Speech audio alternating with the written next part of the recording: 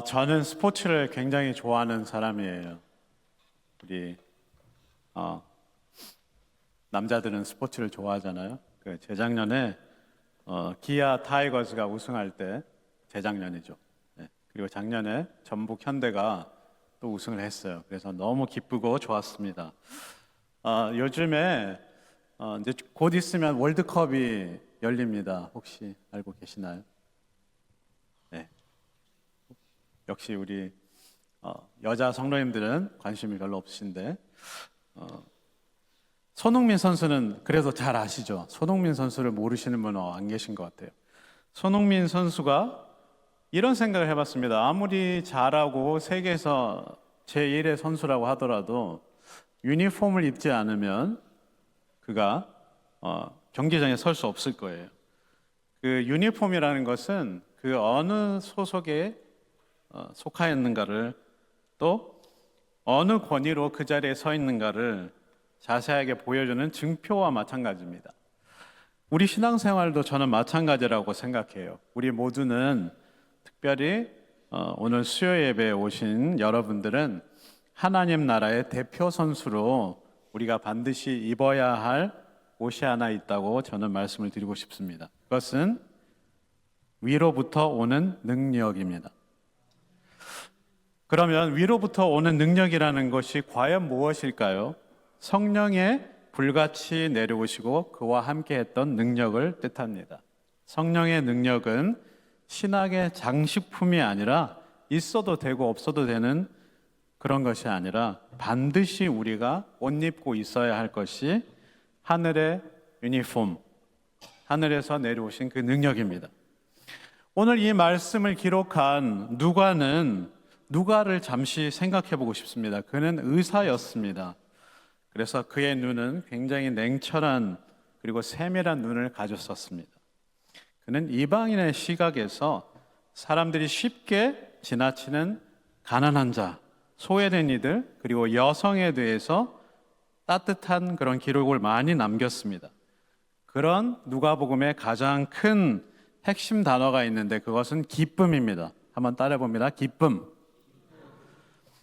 예를 들어서 천사가 예수님의 탄생을 알렸을 때 온 백성에게 미칠 큰 기쁨의 좋은 소식이라고 했고, 오늘 본문 말씀에도 52절에서 제자들이 큰 기쁨으로 예루살렘에 돌아가 하나님을 찬송했다, 이렇게 기록하고 있습니다.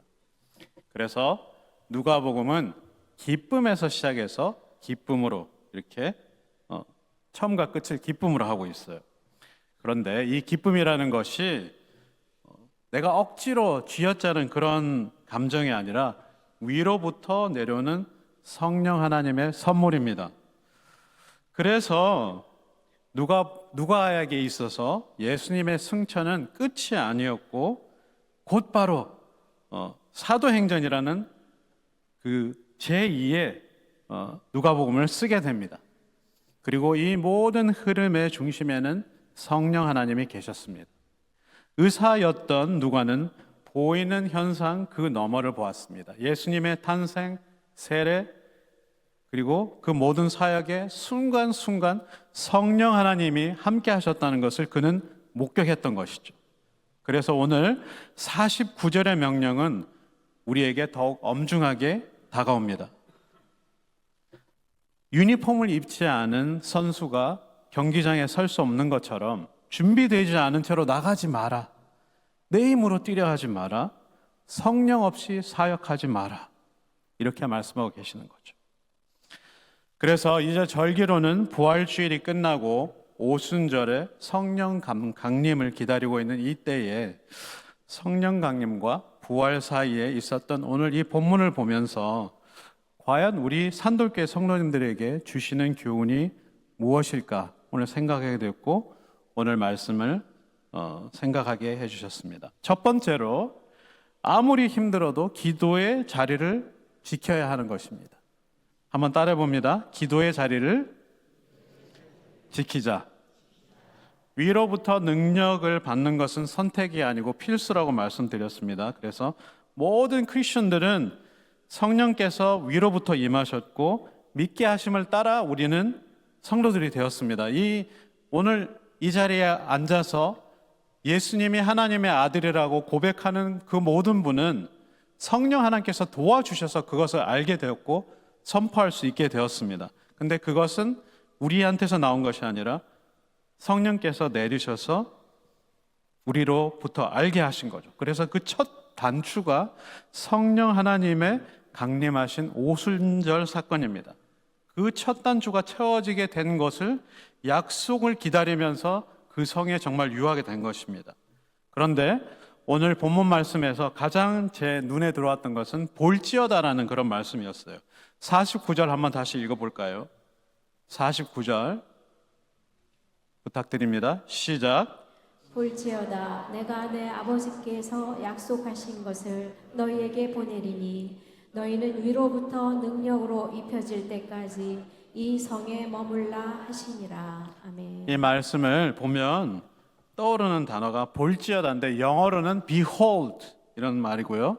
헬라어로는 이두 이렇게 발음할 수 있습니다. 근데 이것은 behold는 쳐다보라라는 뜻인데 그냥 보라는 뜻이 아니라 성경에서 보라 이 말을 할 때는 이제 하나님의 새로운 역사하심이 나타날 때 주로 보라고 말씀을 하십니다.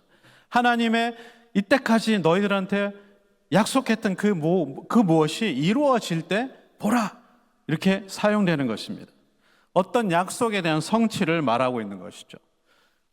그래서 이 두라는 그 말이 대표적으로 사용됐던 두 구절을 뽑자면 누가복음 2장 10절에 천사들이 이르되 보라 이두 내가 온 백성에게 미칠 큰 기쁨의 좋은 소식을 너에게 전하노라.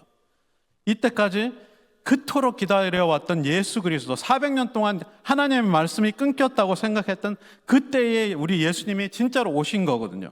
그래서 보라라고 말씀하셨던 것입니다. 그리고 또 예수님이 공생애에 들어올 때 요한이 썼던 말이 있습니다. 요한복음 1장 29절인데 표준 세번역으로 한번 읽겠습니다. 시작. 요한은 예수께서 자기에게 오시는 것을 보고 말하였다. 보시오, 세상 죄를 지고 가는 하나님의 어린 양입니다. 여기서도 말씀하시는데 보시오라는 말이 이 헬라 말로 이두입니다. 이제 좀 보라. 하나님이 그토록 약속하셨던 그 약속이 진짜 이루어진다. 이제는 이런 뜻입니다. 그런데 오늘 본문 말씀에도 이 이두가 사용됐어요. 이제 진짜 쳐다보라는 것입니다. 뭐라고 말씀하십니까? 이제 다시 새로운 시대가 열릴 것인데 위에서부터 하나님이 약속하신 것을 너희에게 보내리니 볼지어다 내가 내 아버지의 약속하신 것을 너희에게 보내리니. 이제 성령 시대가 열릴 것을 말씀하고 계신 것입니다.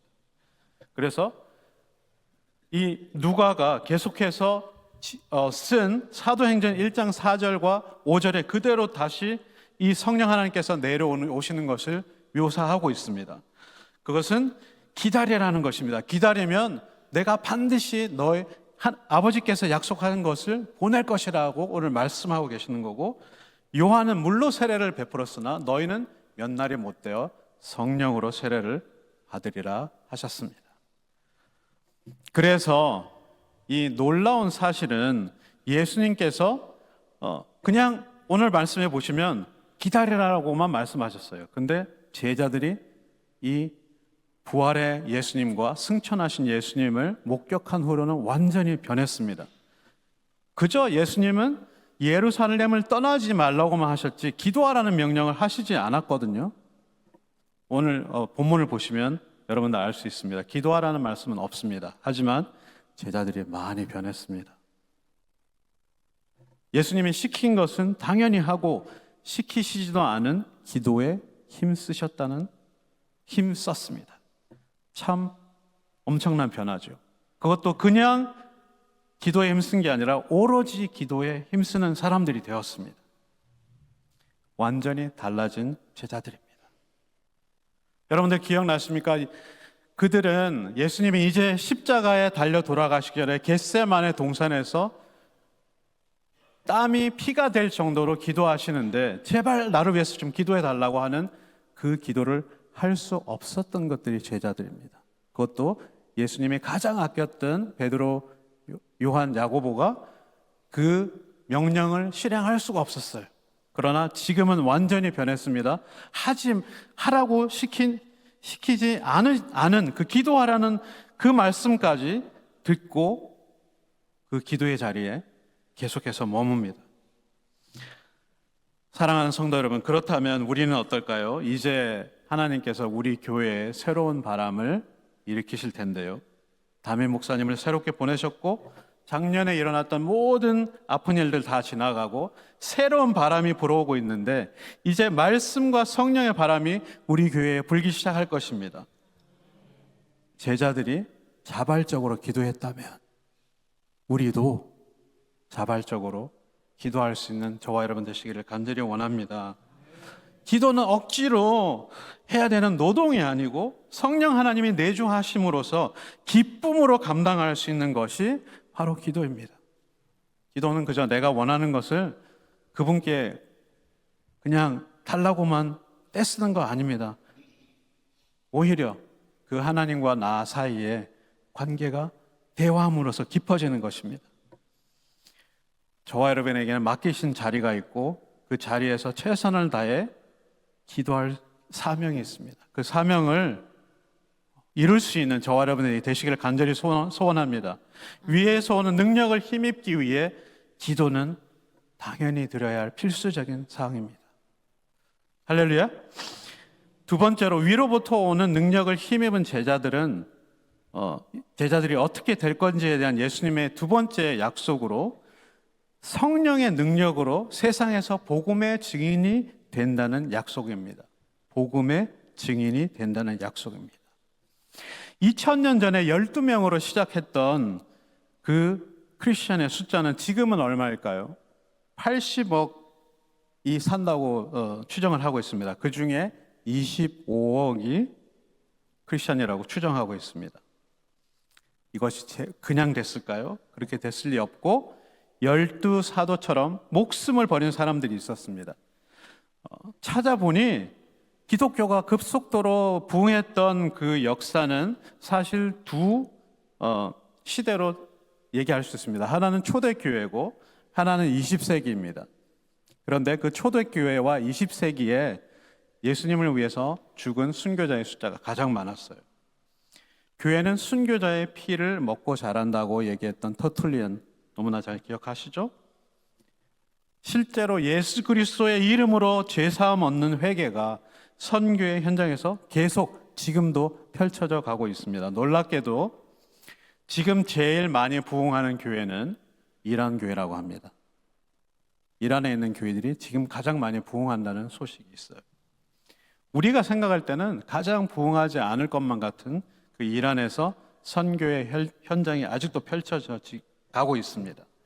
47절, 48절 다시 한번 읽겠습니다. 시작. 또 그의 이름으로 죄사함을 얻게 하는 회개가 예루살렘으로부터 시작하여 모든 족속에게 전파될 것이 기록되었으니 너희는 이 모든 일의 증인이라. 아멘. 이제 위로부터 주시는 그 능력을 힘입은 사람들로 인한 엄청난 일이 펼쳐질 것을 약속하신 것입니다. 근데 이것은 오늘 말씀을 보니까 그냥 뚝딱 된 것이 아니라 구약 처음부터 시작해서 계속해서 일어날 일들을 예언한 것이 성취됐다는 것을 알 수가 있습니다. 구약 창세기 12장 1절에서 3절까지 아브라함에게 주셨던 그 약속, 이 세상 모든 사람들이 너와 내 자손으로 인해 복을 받으리라고 했던 그 말씀, 그리고 이사야서 2장 3절, 미가서 4장 2절에 말씀하신 예루살렘으로부터 그 율법이 시작되어서 하나님의 말씀이 전파될 것을 말씀하신 그것이 진짜로 이루어졌다는 것입니다. 예루살렘에서 시작된 그 작은 복음이 실제로 지금 이렇게 많은 불같이 번져서 지금 25억의 크리스천들이 되었습니다. 이것이 그냥 된 것이 아니라 교회사를 보면은 초대교회 때 사자밥이 되고 인간의 등불이 되면서 불같이 퍼졌고요. 그러다가 로마의 국교가 되면서 오히려 기득권이 돼서 여러 가지 부작용이 있었습니다. 그리고 한 1000년 정도의 중세 시대를 거치면서 그때는 하나님이 침묵하고 계시나라고 생각했지만 하나님은 일하고 계셨습니다. 북유럽, 게르만 슬라브 민족으로 계속 퍼져나갔고요. 그리고 종교 개혁 시대에 솔라 피데, 솔라 그라티아, 솔라 스크립투라, 오직 믿음, 오직 은혜, 오직 성경으로 돌아가자는 복음의 본질이 회복되었습니다. 그리고 산업혁명 시대를 거쳐서 20세기에 실로 복음은 폭발적으로 성장하고 있습니다. 순교자가 가장 많이 나온 시대가 놀랍게도 20세기입니다. 이웃나라 중국만 하더라도 공산주의가 그들을 억눌렀기 때문에 기독교는 없어질 거라고 생각했답니다. 1900년도에 의화단 사건이라는 게 있었는데 3만 명의 중국인이 순교를 했어요. 수백 명의 외국인 선교사가 학살당했다고 합니다. 200명의 선교사와 그 자녀들이 신앙만 포기해라, 성경을 아니면 성경을 밟으라, 그러면 내가 살려줄게, 그게 제안을 받았지만 끝까지 믿음을 지켰다고 합니다. 근데 놀라운 것은 이런 역경이 있고 오히려 누르니까 기독교는 누르면 누를수록 역설적으로 더 불같이 퍼지는 그런 것이 우리의 믿음입니다. 또 한 번의 부흥이 언제 오냐면 마오쩌둥이 탄압을 하게 될 때 오게 됩니다. 모든 선교사가 다 추방됐고 3자 애국교회만 인정하고 다시 종교의 말살 시기가 왔습니다. 모든 성경이 다 태워지고 교회는 창고나 공장으로 개조되었습니다. 그래서 성도들은 노동 개조소로 보내지거나 순교했습니다. 그랬더니 또 더 놀라운 것은 3자 교회 말고 가정교회로 숨어들어서 더 많아지게 됩니다. 공산화 직전 1949년에 중국의 성도 숫자는 겨우 70만 명이었어요. 근데 나중에 세월이 흐르고 얼마나 될까라고 생각했는데 몇천만 명으로 불어나 있었다고 합니다. 성경이 다 불탔으니 손으로 베껴적인 그 필사 성경을 가지고 온 마을의 성도들이 읽고, 목회자들이 없으니까 농부나 가정 주부들이 복음을 전했다고 해요. 이러다 보니 사도행전적인 위로부터의 능력이 실제로 불길처럼 번졌습니다. 현재는 어떻게 되는지 아십니까, 여러분? 정부에서 인정한 교인 숫자, 그러니까 3자 교회를 다니는 성도 숫자만 해도 4,400만 명입니다. 놀라시지 않은 여러분이 더 놀라운데요. 4,400만이 3자 교회를 다니고 가정교회 숨어서 예배드리는 사람들까지 하면 1억에서 1억 3천만 명이래요. 우리나라 전체 인구가 한 4,500만인가요? 그러죠. 우리나라 3배 정도 숫자가 크리스천입니다. 물론 확인할 길은 정확하게 없지만요. 사랑하는 성도 여러분, 오늘 48절 다시 한번 읽겠습니다. 48절, 너희는 이 모든 일의 증인이라. 증인은 헬라어로 마르투스라고 합니다. 이거는 법정에서 사실을 말하는 목격자라는 의미가 있어요. 그런데 거기에서 파생되는 말이 마터입니다. 영어의 순교자 마터. 그러니까 증언하기 위해서 목숨도 불사하는 것이 바로 이 증인이라는 것이죠. 이 부분을 준비를 하면서 제 마음에 많이 걸렸습니다. 내가 과연 예수님의 증언자로 목숨까지 바칠 준비가 된 사람인가? 만약 예수를 부인하게 성경을 밟으면 살려줄게라고 의화단 사건에 내가 서 있었다면 나는 과연 목숨 대신 예수님을 선택할 수 있었을까 생각이 되더라고요. 그러면서 북한에 있는 성도들이 생각이 났습니다. 죽음을 불사하고 믿음을 지키는 그들, 그에 비해서 나는 정말 주님을 증거하는 일에 얼마나 헌신하고 있나를 생각하지 않을 수가 없었습니다. 사랑하는 성도 여러분, 다시 한번 위로부터 오는 능력을 사모하는 여러분과 제가 되기를 간절히 소원합니다. 그래서 그 능력을 입어서 예수 그리스도가 행하신 그 모든 일을 증언하는 마르투스들이 되기를 간절히 원합니다. 마지막으로 제자들의 순종 속에 큰 기쁨이 있었습니다. 한번 따라해 봅니다. 큰 기쁨. 큰 기쁨. 51절에서 53절까지 한번 읽겠습니다. 시작. 축복하실 때 저희를 떠나 하늘로 올리우시니 저희가 그에게 경배하고 큰 기쁨으로 예루살렘에 돌아가 늘 성전에 있어 하나님을 찬송하니라. 아멘. 제자들이 정말 많이 바뀌었습니다. 이젠 정말 주님의 말씀에 순종하는 사람들이 돼 있었습니다. 예수님이 떠나가셨음에도 불구하고 예수님의 약속을 믿게 되었습니다. 이제는 더 이상 돌아서지 않는 강한 제자들이 되어 있었습니다. 예수님이 안 계시다고 갈팡질팡하지도 않았습니다. 이들은 예수님의 그 엄청난 사건들, 십자가의 죽음, 부활, 40일 동안 예수님께서 머무시면서 나타나셔서 그들을 격려하시고 사랑을 다지셨던 그 예수님, 그리고 하늘로 올리우신 승천하신 모습까지 목격한 후로 위트니스가 되었잖아요. 마르투스들이 된 다음에는 완전히 달라진 제자들의 모습이 우리에게 그려져 있습니다. 그들은 진짜 예루살렘으로 돌아가서 늘 성전에 있어서 하나님을 찬양하게 되었습니다. 그 말씀을 읽다가 저에게 들어온 세 가지 단어가 떠올랐습니다. 첫 번째는 아까도 말씀드렸던 큰 기쁨입니다.